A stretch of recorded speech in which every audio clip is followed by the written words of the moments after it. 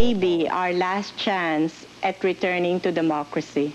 Why don't we expand on that last point, Mrs. Aquino, because I'm interested in that. Is it your last chance? Must you win this time? If President Marcos wins, what does it mean? Well, if Mr. Marcos wins again, then we, who comprise the moderate opposition in the Philippines, will have lost the Filipino people. They will no longer believe in going about this through the nonviolent option. And I am afraid we will lose out to the radicals.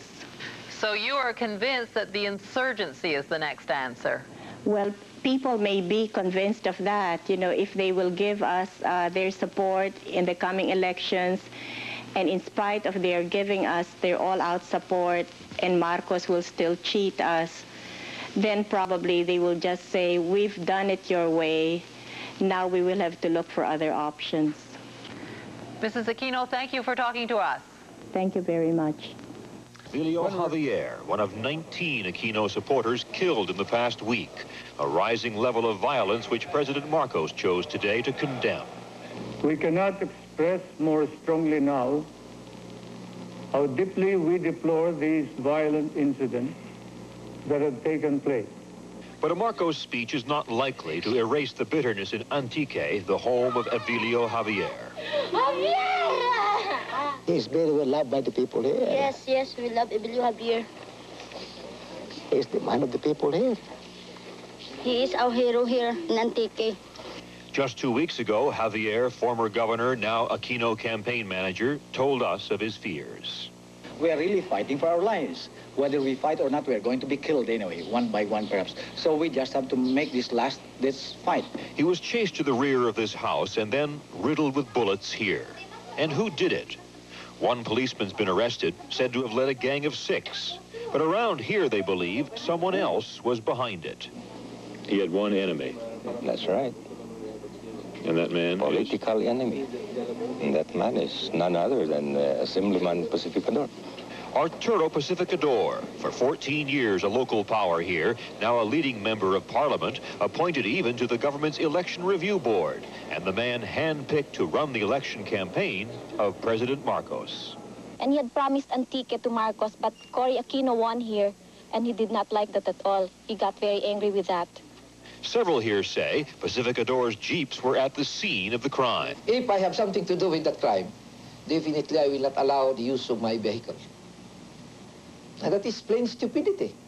I am convinced. At the Mass today, Corazon Aquino spoke of sacrifice. Supporter killed earlier this week. Corazon Aquino spoke at a memorial mass for Evelio Javier, gunned down in the countryside. She warned that her supporters will face more sacrifices like the murder of Javier. With more on that, here is Roger Smith. Evelio Javier was a provincial campaign chairman for Cory Aquino. A jeep comes from over there and starts shooting at him. I think that's where the blood is.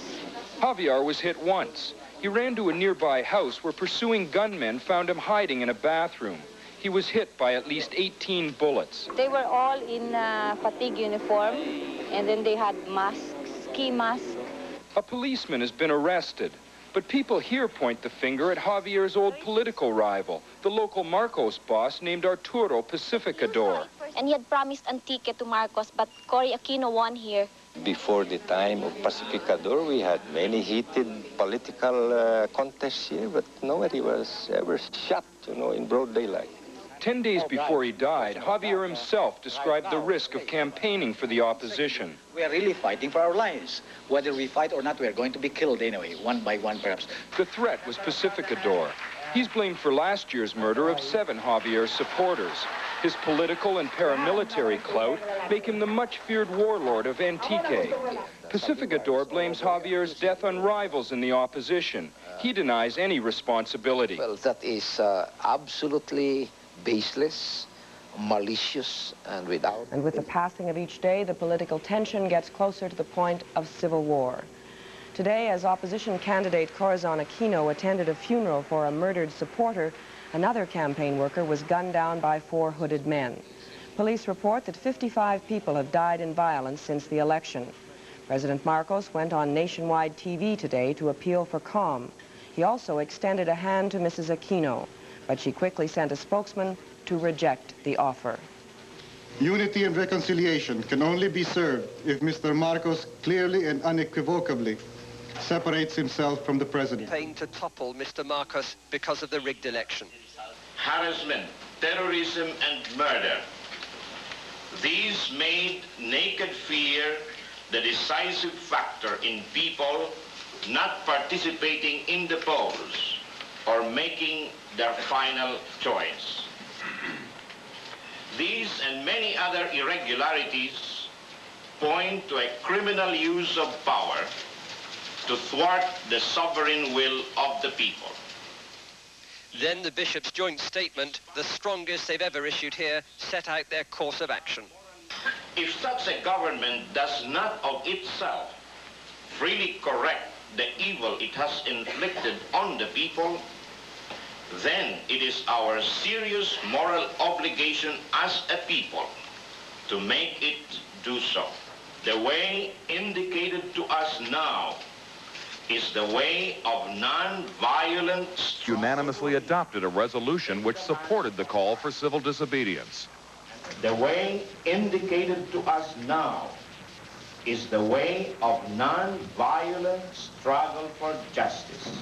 In a nation that is about 85% Catholic, that sort of language is bound to provoke a battle between church and state. The people has changed, and we will not allow evil, we will not allow injustice, we will not allow Mr. Marcos to impose his evil will on the people. The church condemned the election as unparalleled in fraudulence. By winning, President Marcos may hang on to power, but may lose the mandate he so desperately sought. Bill Redeker, CBS.